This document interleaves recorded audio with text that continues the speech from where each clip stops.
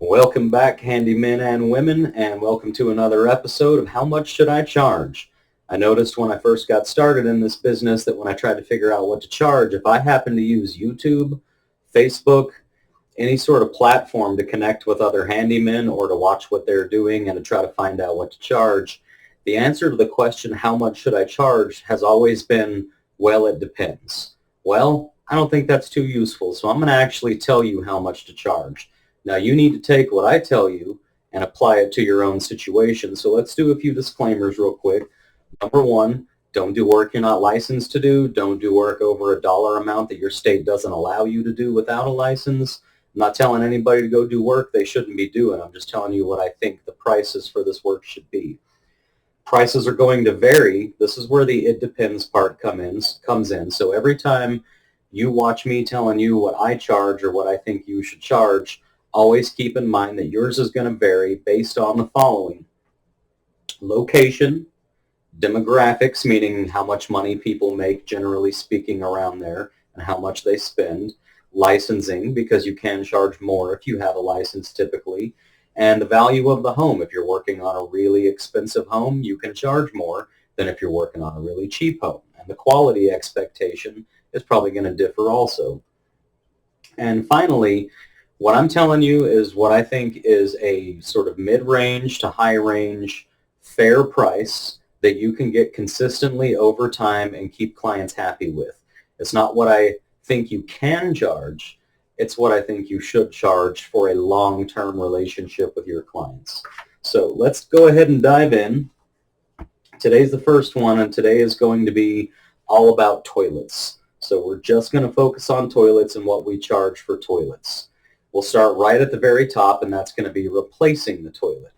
For us, for my company, I charge exactly $350 to replace every single toilet, every single time. And here's how I do that.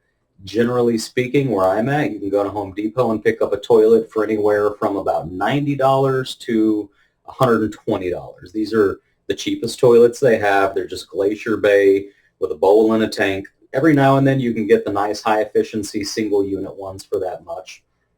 But I subtract the cost of the materials, which is the toilet, let's call it $125. I subtract that cost from the $350. Everything that's left over is labor. So if we're spending, say, $100 on a toilet and we're charging $350, we're making $250. If it's a $125 toilet, we're making $225. Now for me, that's about an hour job. And when I say that's an hour job, what I mean is I park with the toilet already in my possession. It's an hour to get into the house, get the old toilet out, get the new toilet into the house, get it installed, and be done, and driving away is about an hour, plus maybe an hour to get the toilet, depending on how far you have to go. And that's assuming that you don't do like I do and consolidate most of your supply trips so that you're picking up materials for like 10 jobs and you have an inventory on hand.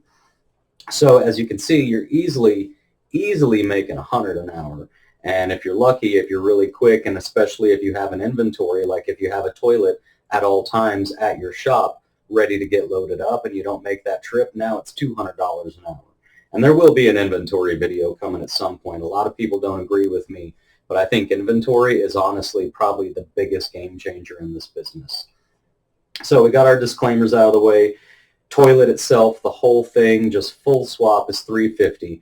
If I have to do a more expensive toilet, then I just charge the additional price for that. But the reason I keep it at $350 is because most property management companies that I have experience with, they have a deal with their homeowners. And this seems to be across the board. The numbers can change, but typically they're going to have an agreement in place that when something goes wrong and you need a handyman, they have approval to send a handyman for anything under $350 without getting homeowner permission. If it's over $350, then they have to get approval from the homeowner. So the reason I set my toilets at $350 is because I know I'll always make money on that. Sometimes I'll make more, sometimes I'll make less, but I also know my property managers can approve that work without calling the homeowner. And the reason that comes in is because a lot of times you get to a toilet and the type of work that it needs is going to be pretty expensive to begin with. And then you have to tell them, like, hey, this is what I'm going to try to do. This is what it's going to cost. But if it doesn't work, we're going to need a new toilet. And in that scenario, a lot of times they would rather just have you put a new toilet in than risk you doing some work that they have to pay for, and then they still end up having to pay another $350 to put the toilet in. So keep that in mind. Now, for a lot of these jobs, what we're going to do is I'm just going to say $125. When you hear me say 125, 125, 125, that's because my trip fee is $125. So when I say 125, what I'm really saying is this job is so quick and easy that I just charge my trip fee and nothing extra. So starting at the top of the list, we've got the lid to the tank. These often people take them on and off. I don't know why. Sometimes people go trying to put rocks in the toilet tank to save on their water bill. It's not going to affect your water bill. But anyways, the tank lid itself, if you have to make 2 trips, you should charge more. I never make 2 trips. What I do is I have the tenant take the lid off of the toilet tank, assuming it's there and available and not busted into pieces already. I have them take the lid off, and usually under these lids is a set of numbers, some sort of part number or a set of codes that you can use to identify the lid so you can buy it online. So I have the tenant for me over the phone. I ask them if they can take the lid off and send me, whether it's a picture or whether they just write it down and text it, the actual part number of the lid. Because then I can just order the lid, and when I go do the job is essentially just driving to their house and putting the lid on. So for that, that's trip fee, $125. Next one is replacing the tank. Sometimes a tank will get broken or it has a crack in it, and they'll ask you to replace the tank. Now, right off the bat, I always tell them, just to start off with, I just tell them we probably shouldn't do that. If we have a bad tank, we should just replace the toilet. And the reason for that is the tanks are not cheap and the toilets are. And as long as you're already charging a decent amount of money for a tank, then nobody wants to sell you. Nobody wants to sell you just a tank. They'd rather sell you the toilet. So by the time you pay for the tank and for me to go over there and remove and replace the tank, you could have paid just a little bit more and gotten a toilet. But either way, if it is a tank replacement, again, if you have a part number and you don't have to make 2 trips and you order the tank to be delivered, then you end up charging, again, just a $125 trip fee. It's far under an hour to replace the tank. It's not hard at all. So that's another just trip fee job. Next, replace the fill valve. This one, very simple. You're going to do a million of these when you replace the fill valve or when you adjust the fill valve. And the reason you would adjust it is to get more water in the tank. So if somebody says their toilet's not flushing well, a lot of times you just need to adjust that fill valve so the water level in the tank goes higher. That means you have a little bit more pressure when it flushes and a little bit more flow to help move things along. That's always going to be a $125 trip fee. Same thing with the toilet flapper. It's always going to be a $125 trip fee. One hint I'll give you, just in case you end up somewhere where there's a running toilet and it's because of the flapper. Let's say you don't have an inventory and there's nowhere to buy one that's very close to you. You can oftentimes just clean off the flapper and where the flapper actually seals to the pipe in the toilet and get those to seal again. They get a lot of hard water stains on them. Flush handle, same thing, always going to be a $125 trip fee. This is all labor, by the way. I'm not telling you what the materials will be. This is what the labor charge will be. Seals. These are the seals between the tank and the bowl. There's one big seal that seals the tank to the bowl, and there's also some smaller rubber grommets that go through the tank to the bowl off to the sides, and those also go bad. So again, $125. Toilet seat, $125. Caulking the toilet to the floor. The reason you'll caulk the toilet to the floor is oftentimes you'll have tile floors that were not done well, so the toilet can rock back and forth on the tile, among other reasons. And when you do those, what you're going to do is you're going to caulk all the way around, but you're going to leave a gap in the back, just a couple inches. That way, if the wax ring ever fails and it leaks inside there, so they flush and it backs up and goes outside that gasket, it'll have somewhere to escape the toilet in the back so it can be identified so that you can fix it. Wax ring. Now, this is not just a $125 trip fee, and here's why. My policy is anytime I have to take the toilet off the floor, immediately it will not be under $150. That's just my set price for anything that has to take place beneath the toilet. So to replace the wax ring, it for me is a flat $150. The flange. Now the flange is what your toilet mounts to. You've got a drain pipe underneath your floor. You've got a flange connected to the drain pipe. It has a sort of like a funnel to make sure everything goes in there and not outside. And then bolts, you put your wax ring on top of the flange. That's what you put the ring on. And then your two bolts come up that you mount the toilet to. So oftentimes you're going to need a new flange because they get old and rusted because that wax ring is leaked and it's let a lot of moisture in there, and now it's rusted out and it doesn't stick and the toilet's rocking back and forth. So you'll have to go ahead and replace the flange. And I always recommend caulking it to the floor. And the main reason is, especially with rentals, they don't own these properties, so they don't care about these properties half the time. With rentals, people are not gentle with their toilets because it's not their toilet.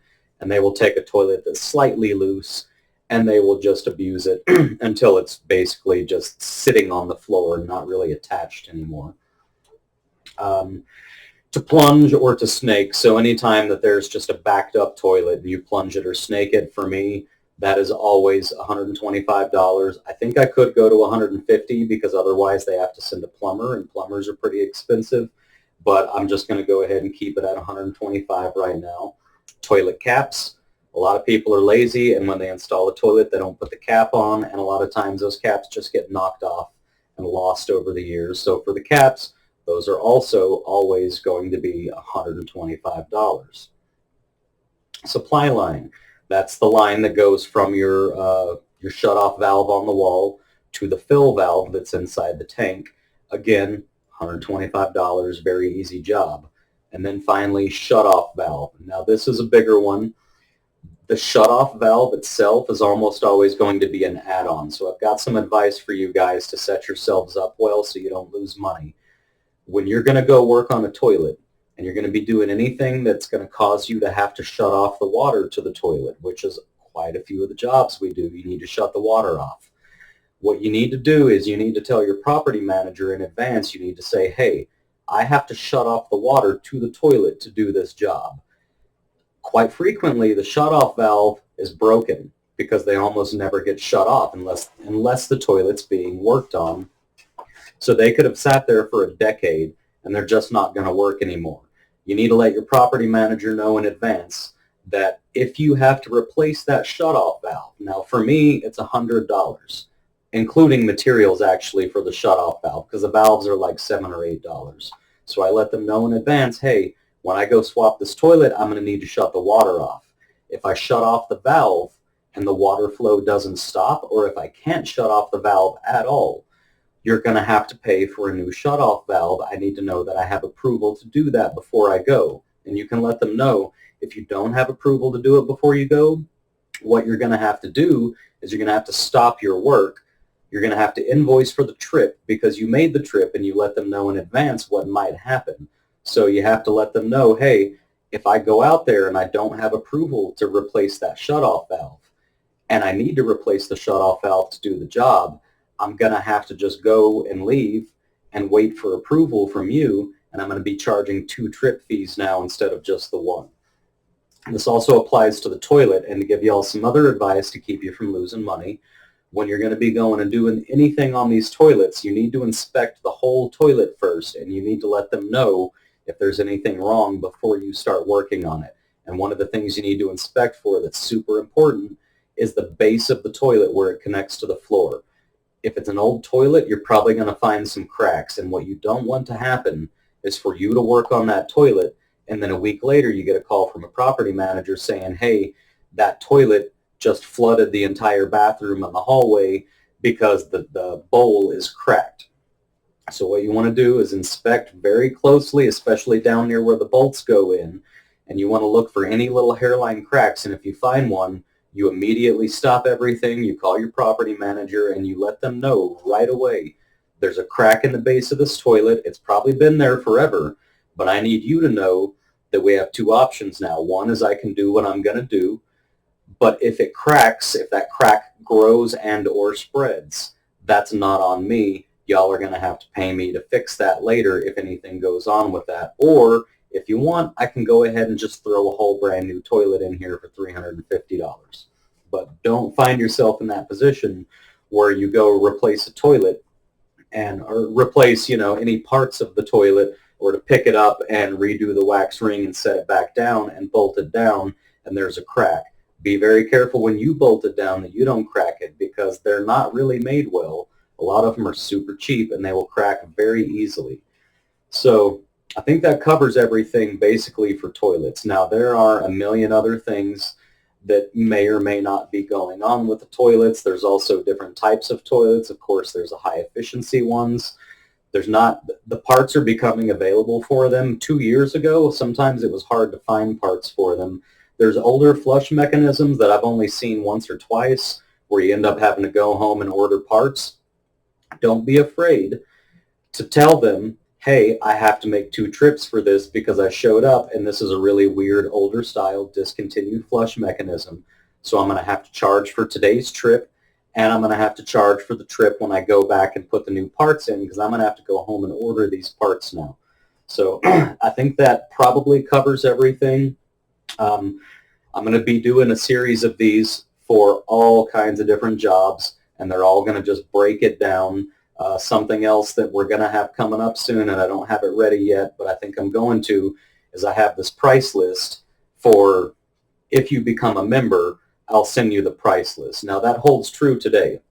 If you become a member of this channel, meaning after you've clicked the subscribe button, it gets replaced with a join button, and you click the join button, and I don't remember what my packages are anymore because I set them up quite a while ago, but it'll come up with a list of all the different types of jobs you can do and some basic pricing for what I have for those jobs. There's a lot more detail that goes into it that you'll receive if you want the list. This is not a complete list. This is not a finished list in any way, shape, or form. This is my own personal project that I work on so that I can standardize my pricing. But if you join as a member, I will send you that list. Now, alternatively, if you want to go ahead and just email me at bulletproofhandymanbusiness@gmail.com. If you want to email me and just ask to buy the list, you can purchase the list from me in its current form for $25. And let me repeat, the current form is not a complete form. It's just where I'm at on it. It's the progress I've made. It's always getting adjusted and adapted and updated. But what you can do is email me and ask for it, and I'll send it to you, to the email address that you requested it from, and I will send you an invoice for $25. Please pay the invoice if you do that.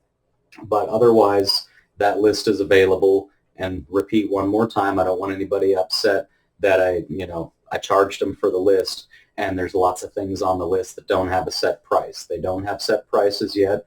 That's just the way it is. But if you guys would like to go ahead and get what I have currently right now, it's $25. Now I'm going to finish this list. I don't know when, hopefully soon. And when I finish it, and it's a complete list that I'm confident with, then I'm going to sell that for $50. But you can have the in-progress one for $25. Just email me at bulletproofhandymanbusiness@gmail.com.